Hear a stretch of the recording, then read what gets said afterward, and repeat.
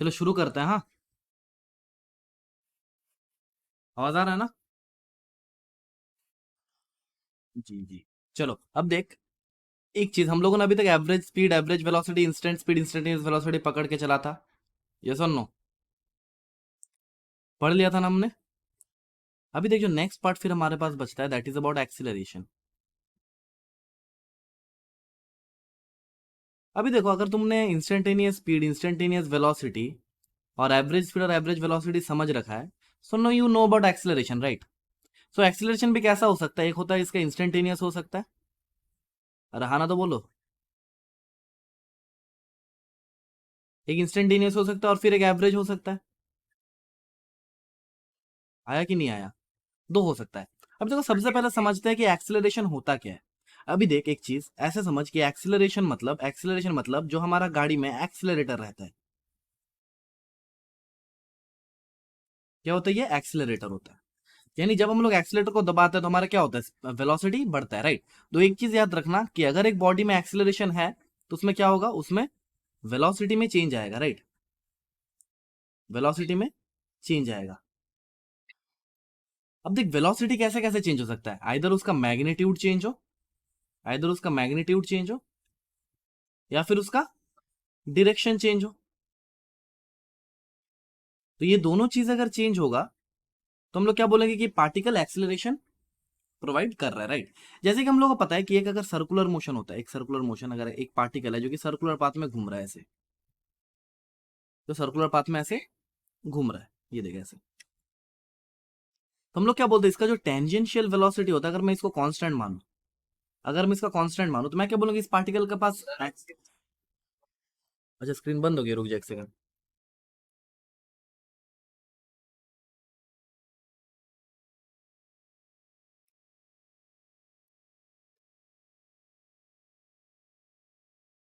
अभी दिख रहा है?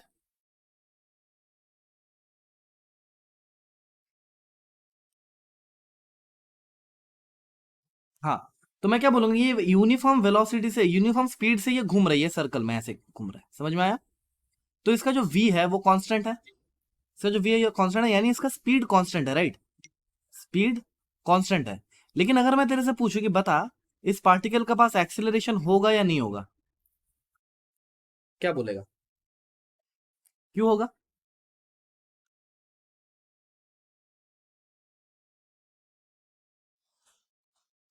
ऑब्वियस सा बात है कि देख, इसके पास एक्सीलरेशन मौजूद रहेगा बिकॉज एट एवरी पॉइंट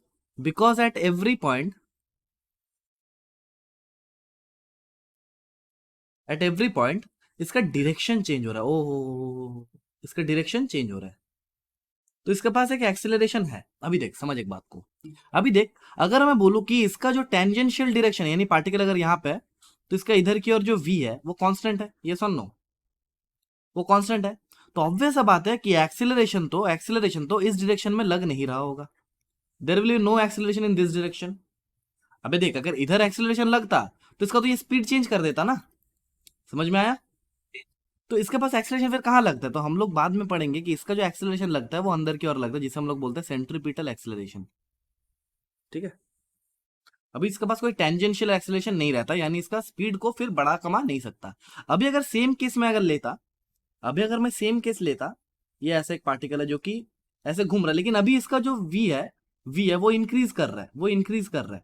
तो मेरे को क्या पता चलता है कि यार, इसका फिर दो चीज हो रहा होगा। एक एक्सेलरेशन होगा अंदर की ओर, जिसे हम लोग सेंट्रीपिटल एक्सेलरेशन बोलेंगे, जो कि इसका डायरेक्शन को चेंज करने में हेल्प कर रहा है, जो कि इसका डायरेक्शन को कंट्रोल कर रहा है।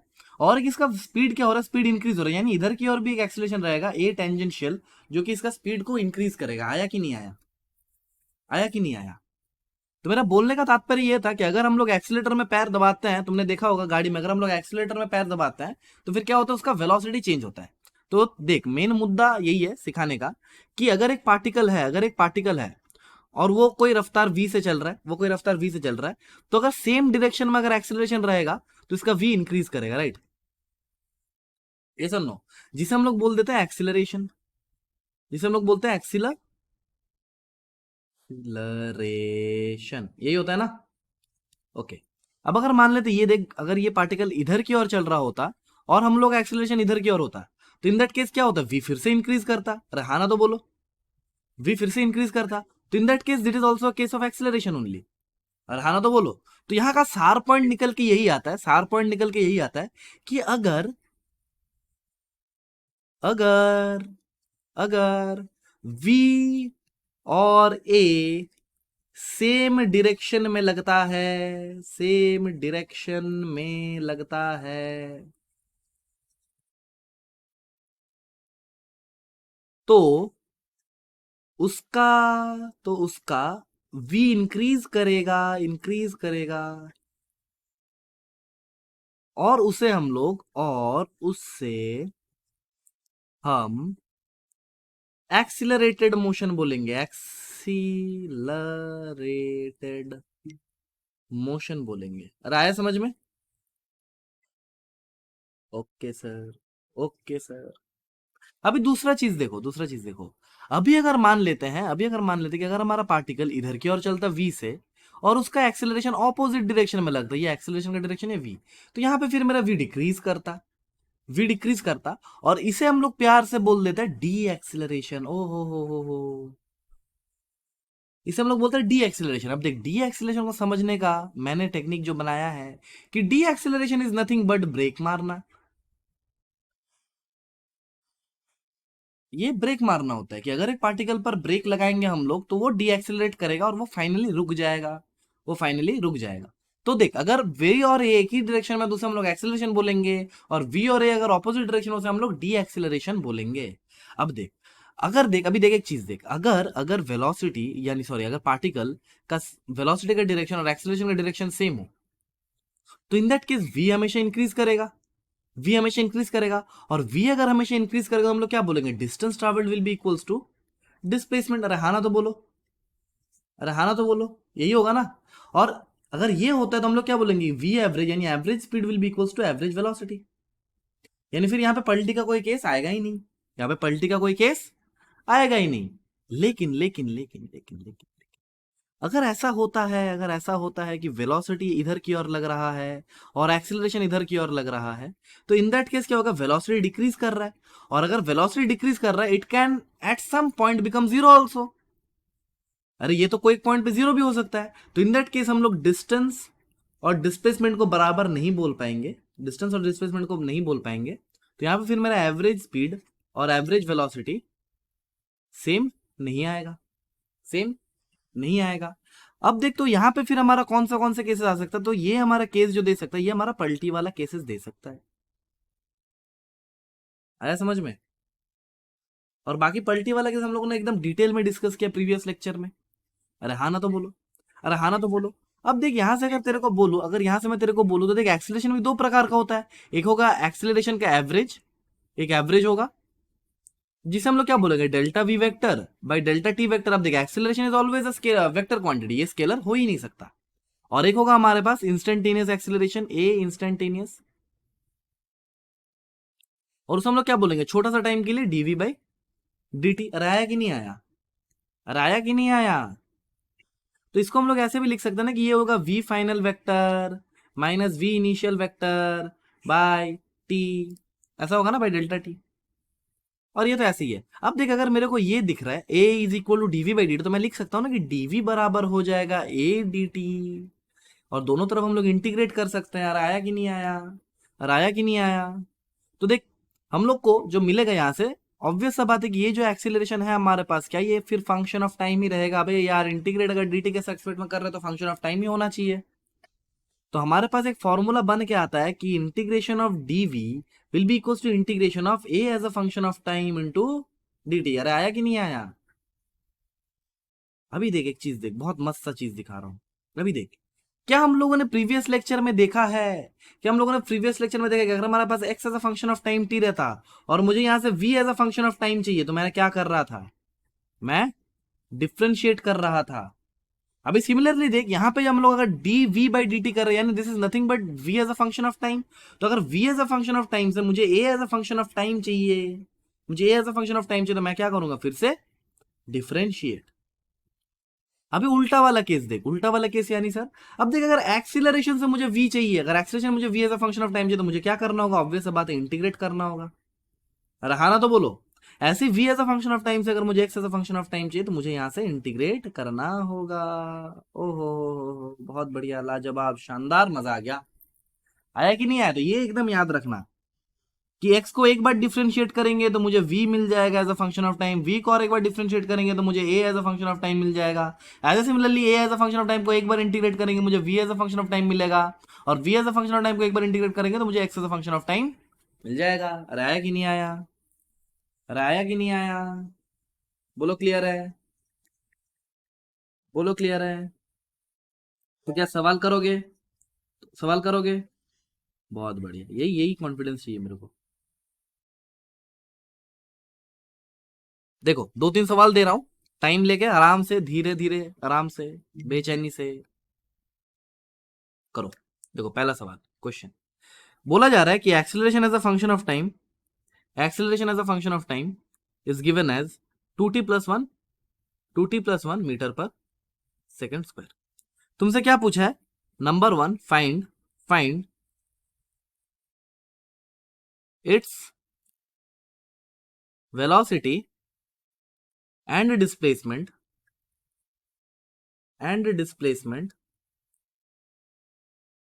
As a function of time, as a function of time.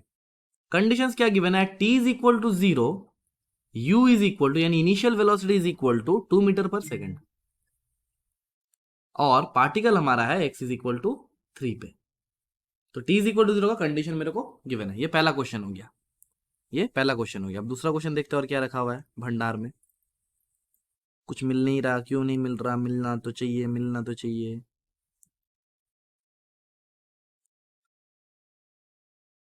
हाँ, ये दूसरा गिवन है, v as a function of time is equal to 2t² + t। तुमसे पूछा जा रहा है number one, acceleration in acceleration at 2 seconds, और दूसरा दूसरा तुमसे पूछा जा रहा है एवरेज एक्सिलरेशन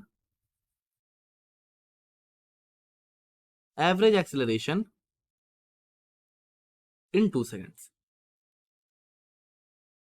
ठीक है, ये दूसरा सवाल हो गया। चलो तीसरा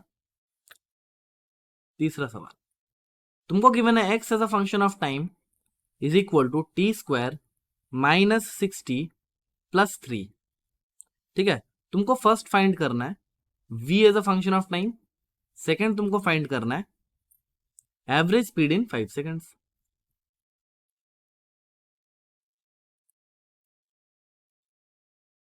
ठीक है, ये तीसरा हो गया। चौथा सवाल देखो,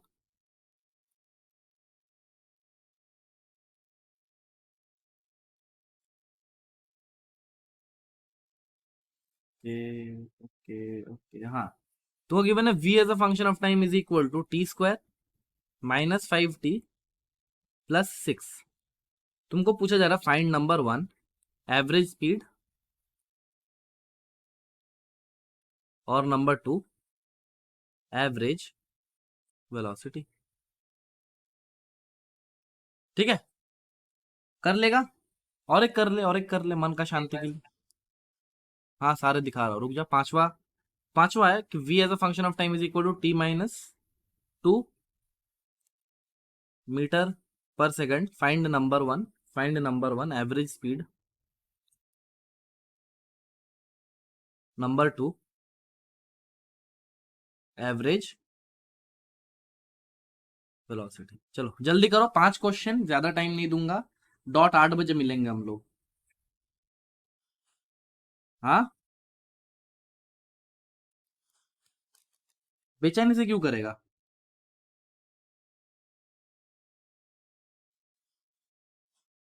अरे चैन से करो, बेचैनी नहीं, चैन से, चैन से। चैन चुराया मेरा।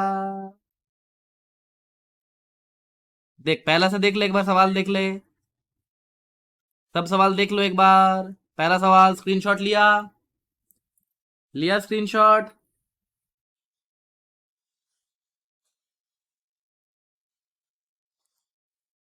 दूसरा सवाल, क्या स्क्रीनशॉट लिया? तीसरा सवाल, क्या स्क्रीनशॉट लिया? चौथा सवाल, क्या स्क्रीनशॉट लिया? पांचवा सवाल, क्या स्क्रीनशॉट ले लिया आपने?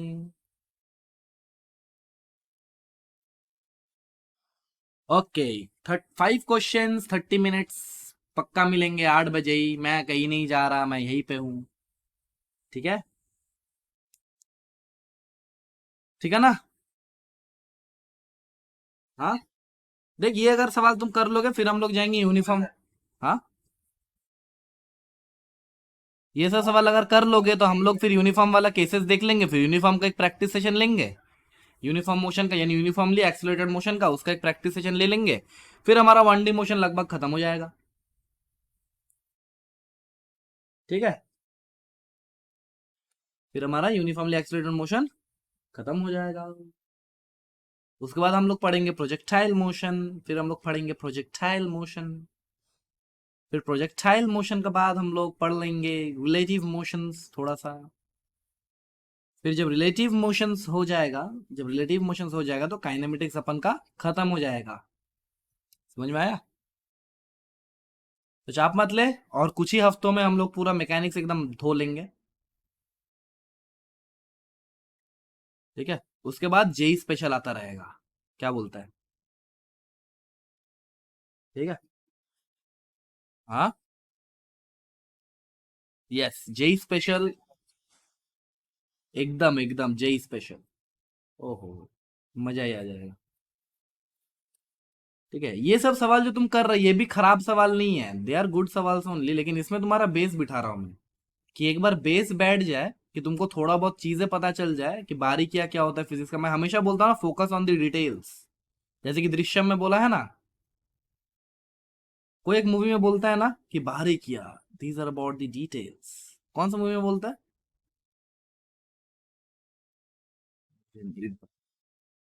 बॉलीवुड ही है शायद। रहने दे भाई, तू सॉल्व कर।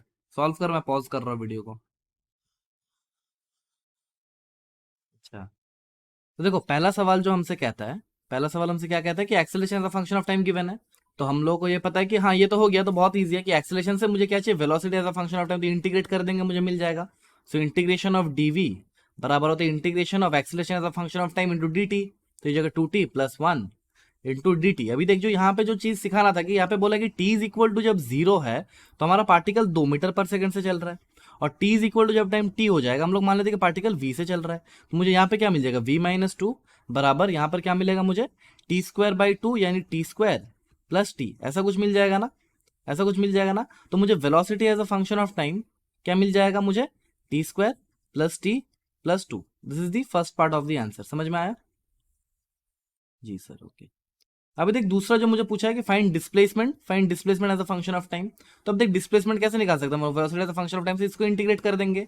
सो integration of dx will be equals to integration of vt dt, यानी t² + t+2 इंटू dt।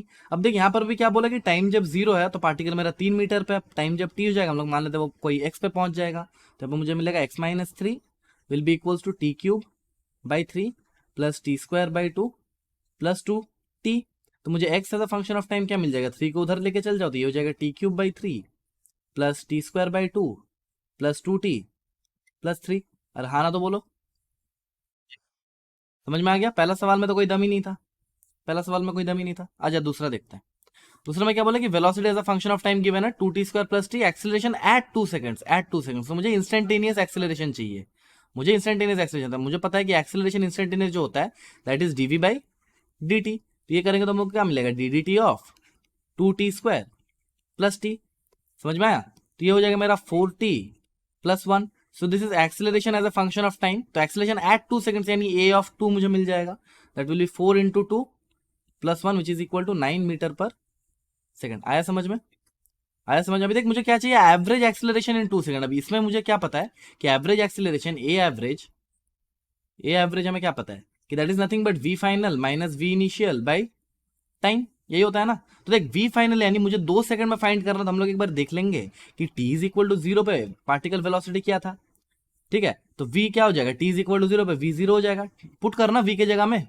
और t is equal to 2 second में v का वैल्यू क्या हो जाएगा, v will be equals to क्या हो जाएगा, देख 2 इंटू 2 का स्क्वायर प्लस 2, तो that will be equals to 8 plus 2 10 metre per second. अब देख ये जो 2 सेकंड्स में हम लोगों ने फाइंड किया, this is will be our final velocity, ये हमें v फाइनल देगा, this is nothing but the initial velocity v initial. तो ये मेरे को एक्सेलरेशन एवरेज मिल जाएगा ना भाई, क्या मिल जाएगा, v final minus v initial यानी 10 minus 0 by time 2 which is equal to 5 metre per second. कोई दिक्कत, 5 मीटर पर सेकंड स्क्वायर, ये भी पर सेकंड स्क्वायर, कोई दिक्कत, कोई दिक्कत, कोई दिक्कत नहीं है ना, पक्का। देख तीसरा सवाल देखो, तीसरा सवाल देखो, x as a function of time is equal to t square minus 60 plus 3। तो मुझे क्या चाहिए, v as a function of time, बहुत ईजी है भाई, d d t of x as a function of time कर देंगे तो हमें क्या मिल जाएगा, v as a function of time. अरे हाँ ना तो बोल, अरे हाँ ना तो बोल, तो क्या मिलेगा मुझे, v as a function of time, v as a function of time will be the differentiation of t square minus 60 plus 3। अरे यार नहीं आया, आया कि नहीं आया, तो क्या हो जाएगा 2t माइनस 6, यही होगा ना v as a function of time. अभी देख नेक्स्ट पार्ट में मुझे क्या पूछा है, नेक्स्ट पार्ट में मेरे से पूछा है एवरेज स्पीड। अब देख एवरेज स्पीड अगर पूछा है तो मुझे क्या चाहिए, टोटल पाथ लेंथ चाहिए। अभी देख टोटल पाथ लेंथ में मैंने तेरे को सिखाया था कि पहले मुझे फंक्शन जो गिवन है v as a function of time, इसको मुझे देखना है कि ये t इज इक्वल टू 0। हाँ देख ले एक बार, सुन ले, सुन लेगा तो कोई मतलब ऐसा खराबी कुछ नहीं होगा, पता है मेरे को, पता है कि तुमको आता है सब कुछ, लेकिन तुम कभी घमंड नहीं करते, मुझे पता है, ठीक है। तो देख अब देख t इज इक्वल टू 0 छोड़ के क्या ये कहीं पे भी 0 हो सकता है, तो हाँ हो सकता है ना। देख 2t minus 6 will be equals to 0, तो मुझे t का वैल्यू 3 सेकंड मिल जाएगा, राइट, 3 सेकंड्स मिल जाएगा। यानी ये मुझे क्रिटिकल पॉइंट दे देगा, प्रीवियस लेक्चर में हम लोगों ने देखा था, ये मुझे क्रिटिकल पॉइंट दे देगा। अरे हाँ ना तो बोलो। तो मुझे एवरेज स्पीड 5 सेकंड में निकालना है, तो मुझे कहाँ कहाँ चेक करना है, टी इज इक्वल टू 0 पे एक बार चेक करना है, टी इज इक्वल टू जो फर्स्ट क्रिटिकल पॉइंट यानी t is equal to 3 second में मुझे एक बार चेक करना है, और फाइनली जहां पर पूछा है वहां पर मुझे चेक करना है, यहाँ से मुझे पाथ लेंथ मिल जाएगा। तो देख t is equal to 0 put कर, 0 पे पार्टिकल कहाँ पे, 3 पे, 0 पे पार्टिकल 3 मीटर पे, अरे पुट कर देना 0, समझ में आ जाएगा। अब देख यहाँ पे जब तू पुट करेगा, नेक्स्ट जब तू पुट करेगा t is equal to 3 second, 3 second में पार्टिकल कहाँ पे आएगा बताओ। देख 3 सेकंड में यहाँ पे 3 का वैल्यू 3 पुट कर, 3 स्क्वायर विल बी 9, तो ये हो जाएगा 3 स्क्वायर माइनस 6 इंटू 3 प्लस 3 यानी 9 माइनस 18 प्लस 3 यानी माइनस 6 पे आएगा, यानी पार्टिकल कुछ यहाँ पे रहेगा माइनस 6 मीटर पे, और इनिशियली कहाँ पे था 3 मीटर पे, और 5 सेकंड पुट कर तो क्या हो जाएगा 5 स्क्वायर माइनस 6 इंटू 5 प्लस 3, तो ये क्या हो जाएगा 5 स्क्वायर यानी 25 माइनस 30 प्लस 3, तो ये क्या हो जाएगा माइनस ऑफ 2 मीटर। आया समझ में, यानी पार्टिकल यहाँ कहीं पे है, माइनस ऑफ 2 मीटर। तो देखिए पलटी वाला सवाल हो गया, राइट, ये पलटी वाला सवाल हो गया। पिछला लेक्चर जो तुम किया था तो उसमें तुमको ये सब चीजों में भी डाउट नहीं आना चाहिए, जो पिछला लेक्चर किया है, ठीक है। तो देख तो पार्टिकल कहां से शुरू किया था, particle t is equal to 0 पे कहां पे था, 3 पे था, यहाँ पे था, तो वो कैसे गया होगा यहाँ से, फिर ये ऐसे माइनस 6 तक गया होगा, फिर वो वापस यहाँ तक आया होगा, this will be the total path length. Total path length क्या हो जाएगा, 3 से माइनस 6 क्या होगा, देख यहाँ से यहाँ तक का दूरी है 3 मीटर, और यहाँ से यहाँ तक का दूरी है 6 मीटर, तो यहाँ से ये पूरा कितना हो जाएगा 9 मीटर, और देख यहाँ से यहाँ तक का दूरी है, यहाँ से यहाँ तक, सॉरी मतलब ओरिजिन से ये वाला दूरी है 2 मीटर, और यहाँ से ये पूरा है, यहाँ से ये पूरा है 4 मीटर। तो मुझे अगर बस इतना सा चाहिए, मुझे बस अगर इतना सा चाहिए, तो ये क्या हो जाएगा, देख इतना सा मतलब, देख देख ले एक बार, मुझे अगर बस ये छोटा सा पार्ट चाहिए तो क्या हो जाएगा, देख 4 माइनस 2 विच इज 2 मीटर। अरे हाँ ना तो बोलो, अरे हाँ ना तो बोलो। देख नहीं समझ में आया तो फिगर को बढ़िया से बना देंगे, समझ में आ जाएगा। Initially t is equal to 0 पे यहाँ पे था, टी इज इक्वल टू 3, अच्छा बना लिया था, हाँ तो ऐसा कुछ था ना। तो देख यहाँ से यहाँ तक का दूरी है मेरे पास, यहाँ से यहाँ तक का दूरी है 3 मीटर, यहाँ से यहाँ तक का दूरी है 6 मीटर, यहाँ से यहाँ तक का दूरी है 2 मीटर, तो यहाँ से यहाँ तक का दूरी क्या हो जाएगा 4 मीटर। अरे हाँ ना तो बोलो। तो देख पार्टिकल कैसे ट्रैवल किया, पार्टिकल मेरा यहाँ से ऐसे गया, फिर यहाँ से ऐसे आया होगा। अरे हाँ ना तो बोल, तो क्या आएगा 6 प्लस 3 9, 9 प्लस 4 13 मीटर, 13 मीटर होगा ना। So what will be the average speed, v average will be total path length यानी 13/5 मीटर पर सेकंड। आया समझ में, आया समझ में, ओके। नेक्स्ट नेक्स्ट देखो, अब देख फिर से ये सेम क्वेश्चन हो गया, सेम क्वेश्चन हो गया। तो पहले देख एवरेज स्पीड अगर मेरे से पूछा है तो मुझे देखना होगा कि v कहाँ कहाँ पे 0 हो रहा है, t is equal to zero छोड़ के क्या ये कहीं पे जीरो हो सकता है? अगर t is equal to zero छोड़ के कहीं पे जीरो नहीं होगा तो फिर पार्टिकल बढ़ता ही जाएगा बढ़ता ही जाएगा, इन उसका डिस्प्लेसमेंट और डिस्टेंस सेम हो जाएगा। लेकिन ये वाला सवाल पलटी वाला सवाल हो गया, क्योंकि देख इसको मैं ऐसे लिख सकता हूँ, v as a function of time को मैं ऐसे लिख सकता हूँ, ये हो जाएगा मेरा T square minus 3t, sorry minus 6 को जगह मैं लिख सकता हूँ -6t प्लस टी, ऐसा लिख सकता हूँ, ऐसा लिख सकता हूँ, ऐसा कुछ आएगा क्या? ऐसा आ रहा है क्या कुछ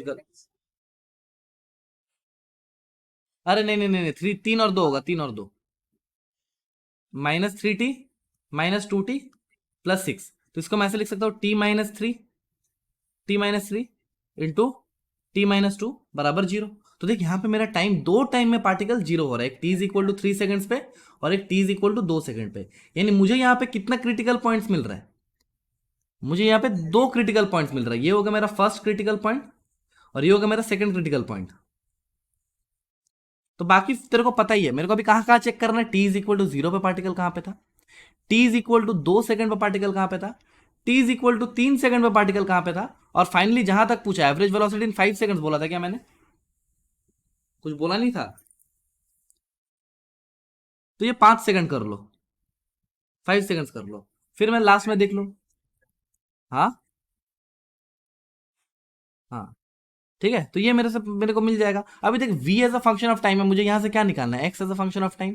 सो x as a function of time will be integration of v as a function of time dt, यानी t स्क्वायर -5t +6। देख तेरे लिए अभी ये सब ऐसा लग रहा है ना कि लल्लू लल्लू सवाल हो गया, अभी लग रहा होगा तेरे को, लग रहा है कि नहीं लग रहा है? क्योंकि इतना हम लोगों ने प्रैक्टिस कर लिया है सम्स कर करके कि हम लोगों को ये सब चीज एकदम आम चीज लग रहा है, राइट? तो ये क्या हो जाएगा, t³/3 -5 इंटू t²/2 +60। अब कुछ नहीं करना, अब देखिए बाकी होमवर्क कर लेना, बाकी होमवर्क कर लेना। कैसे करेगा? बाकी कैसे करेगा, एक बार चेक कर लेना पार्टिकल जीरो पे कहां पे है, एक बार चेक करना पार्टिकल जीरो पे कहां पे है, तो जीरो पे तो देख जीरो पे ही होगा, यानी particle t is equal to zero पे यहाँ पे है। फिर 2 सेकंड पुट करते क्या हो जाएगा, यहाँ पर क्या हो जाएगा, 2 सेकंड पुट करेगा तो पुट कर 2³/3 -5 इंटू 2, तो हम लोग एक बार देखेंगे t is equal to 2 second पे कहां पे है, t is equal to 2 second पे कहां पे, एक बार ये देख लेंगे।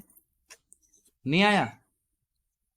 फिर हम लोग देखेंगे t is equal to 3 second पे कहां पे है, फिर हम लोग लास्ट में देख लेंगे t is equal to 5 second पे कहां पे है, फिर हम लोग टोटल पाथ लेंथ देख लेंगे। तो ये तुम कर लेना, do it on your own.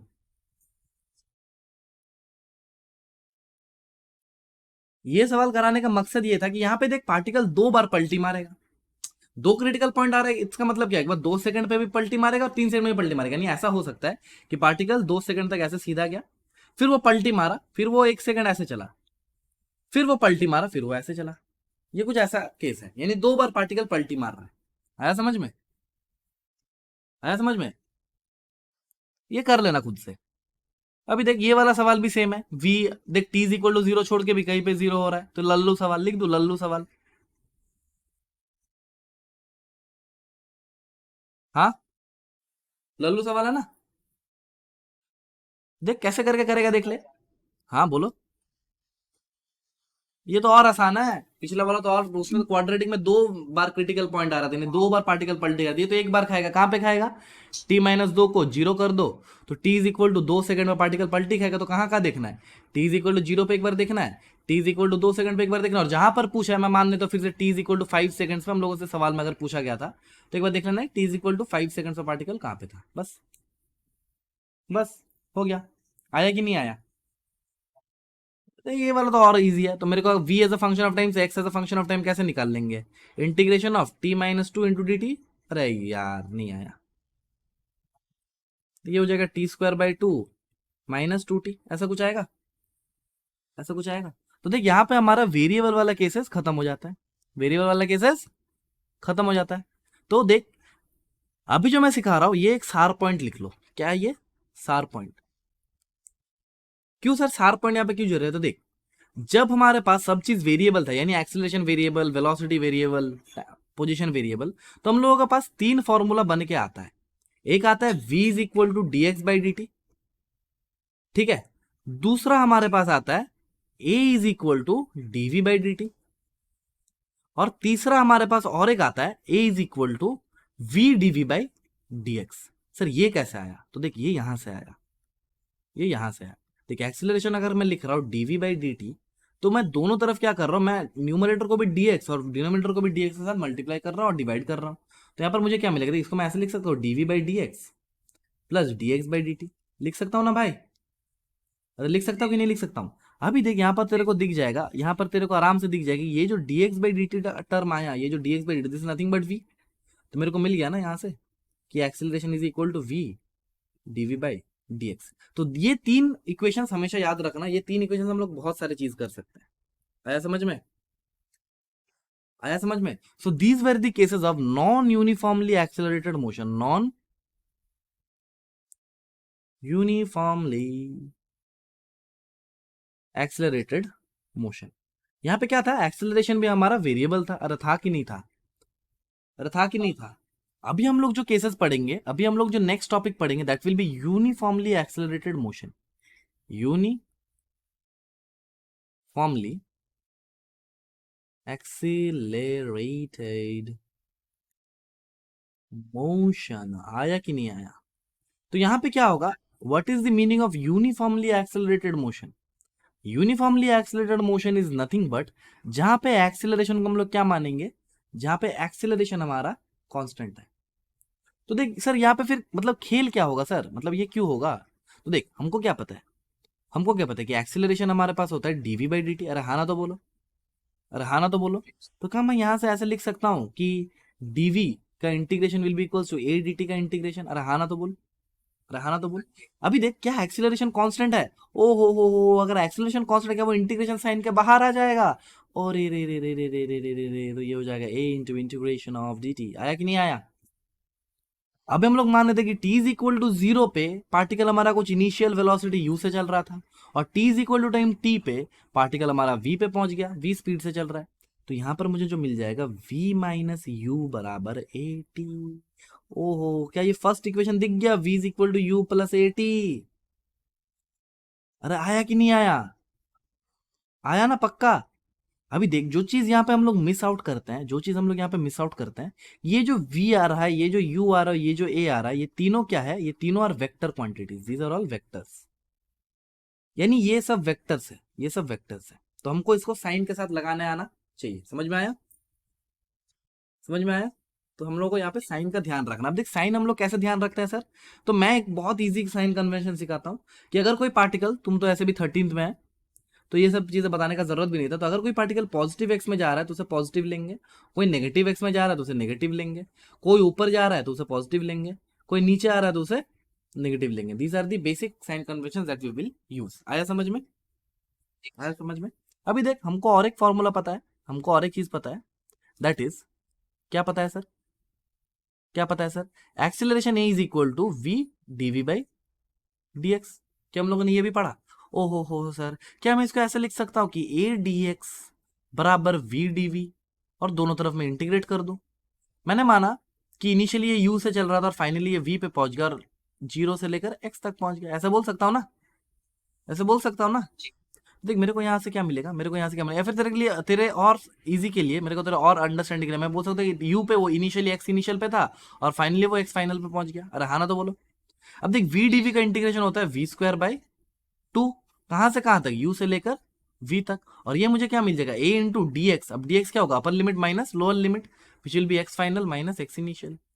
हो, अब यहाँ पे upper limit minus lower limit put करके तो तुझे मिलेगा v square minus u square by two, और बराबर देख ये ए है, और ये जो चीज तेरे को दिख रहा है x final minus x initial, it is nothing but displacement ना। अरे final position minus initial position क्या होता है, डिस्प्लेसमेंट। तो क्या मैं यहाँ पे डायरेक्टली लिख दूं ए एस, तो मेरे को यहाँ पे क्या मिल जाएगा, v square minus u square is equal to 2 AS। और एक चीज ध्यान में रखने की, all are vector quantities, all are vector quantities. तो ये हमारा होता है second law of motion, uniform motion. तो देख थर्ड जो आता है हमारे पास, थर्ड जो आता है, हमें क्या पता था, हमें क्या पता था कि हमारा एक चीज तो हम लोग मिस ही कर रहे थे कि v इज इक्वल टू होता है dx बाई डी टी। अरे हाँ ना तो बोलो। तो मुझे इंटीग्रेशन ऑफ dx मिल जाएगा इंटीग्रेशन ऑफ v dt। अरे हाँ ना तो बोल, अरे हाँ ना तो बोल। अब देख integration of dx is equal to, मैं v को भी लिख सकता हूँ ना u प्लस ए टी, पहले हम लोगों ने डिराइव किया था। तो मुझे यहां से क्या मिल जाएगा देख, ये मैंने बोला कि एक्स इनिशियल पे था और ये एक्स इनिशियल से एक्स फाइनल पहुंचे, ये 0 से लेकर टी पहुंचा। अरे हाँ ना, तो बोलो। तो यहाँ पर मुझे मिल जाएगा x final minus x initial is equal to u d t का इंटीग्रेशन फ्रॉम 0 से लेकर t plus a t d t का इंटीग्रेशन फ्रॉम 0 से लेकर टी, और ए कॉन्स्टेंट है तो वो बाहर आ जाएगा, ए कांस्टेंट है तो वो बाहर आ जाएगा। तो मुझे देख, अब similarly x final minus x initial जो आया हमारे पास, this is nothing but displacement s. रहा ना, तो बोलो। रहा ना, तो बोलो। So this will be equals to u t plus a into, देख टी डी टी का इंटीग्रेशन हो जाएगा टी स्क्वायर बाई 2, और इसी को हम लोग बहुत प्यार से लिखते हैं, इसी को हम लोग बहुत प्यार से लिखते हैं, s is equal to u t plus half a t का स्क्वायर। आया कि नहीं आया? तो देख, जो हमारा यूनिफॉर्मली एक्सेलरेटेड मोशन हो रहा है वहां पर भी हमें 3 इक्वेशंस मिल रहा है लगभग। तो v is equal to u plus a t, रहा ना, तो बोल। दूसरा v square minus u square is equal to 2as, और तीसरा s is equal to u t plus half a t का स्क्वायर। अब देख, सिर्फ फॉर्मूला रट लेना इज नॉट एनफ, सिर्फ फॉर्मूला रट लेना इज नॉट एनफ, हमें इसे यूज करना भी आना चाहिए। तो ये हमारा क्या आ गया, यूनिफॉर्मली एक्सेलरेटेड मोशन। तो देखो एक चीज ध्यान से समझो, यहां पर हमारे पास वेरिएबल कितना है, देख v एक वेरिएबल है, u एक वेरिएबल है, a एक वेरिएबल है और t एक वेरिएबल। तो वातु हमारे पास वेरिएबल हो जाता है। क्या होता है वातु, v comma a comma t comma u, वातु आर दी वेरिएबल्स, वातु आर दी वेरिएबल्स। अभी देख, अभी देख तेरे को क्वेश्चन सॉल्व कैसे करना है। तो पहले तेरे को देखने की कौन कौन चीज तेरे को गिवन है। अब देख, मान लेते मेरे को v a और t गिवन हो, क्या v a और t गिवन हो, और मुझे s फाइंड करने बोले, और मुझे s फाइंड करना, सॉरी 4 वेरिएबल नहीं है, v a t u s, वातुस, s भी तो वेरिएबल है। अब s भी तो वेरिएबल है, 4-5 वेरिएबल है ना। अब देख, कोई भी तुम इक्वेशन उठाएगा, कोई भी तुम इक्वेशन उठाएगा तो उसमें देखना 4 वेरिएबल इंक्लूड हो रहा है, 4 वेरिएबल इंक्लूड हो रहा है। देख पहला इक्वेशन देख, v एक वेरिएबल यूज हुआ, u यूज हुआ, a यूज हुआ और t यूज हुआ, कितना वेरिएबल यूज हुआ, 4 वेरिएबल यूज हुआ। दूसरा फॉर्मूला देख, v u a s, फिर 4 वेरिएबल यूज हो रहा है सर। अब देख तीसरा देख, s u t a, क्या 4 वेरिएबल यूज हो रहा है। तो देख हर एक इक्वेशन तुम अगर देखेगा तो उसमें 4 वेरिएबल ही यूज हो रहा है, 4 वेरिएबल यूज हो रहा है। अरे हाँ ना, तो बोलो। लेकिन हमारे पास वेरिएबल कितना है, टोटल 5। अब देख, मान लेते क्वेश्चन मुझे v a और t तेरे को गिवन हो, v a और t तेरे को गिवन हो, और तेरे से s पूछे, तेरे से s पूछे, तो तू कौन सा लगाएगा। तो अब देख, ऐसे देख कंफ्यूज हो जाएगा, ऐसे समझ कि तेरे को u v और s गिवन हो, u v और s गिवन हो, ये 3 तेरे को गिवन है, और तेरे को एक्सेलरेशन फाइंड करना है। तेरे को कौन सा फॉर्मूला यूज करेगा तू। तो देख, तेरे को कौन सा वेरिएबल गिवन है, v u और s। अरे हाँ ना, तो बोलो। तो क्या मैं दूसरे इक्वेशन में पुट कर दूंगा तो मुझे s मिल जाएगा।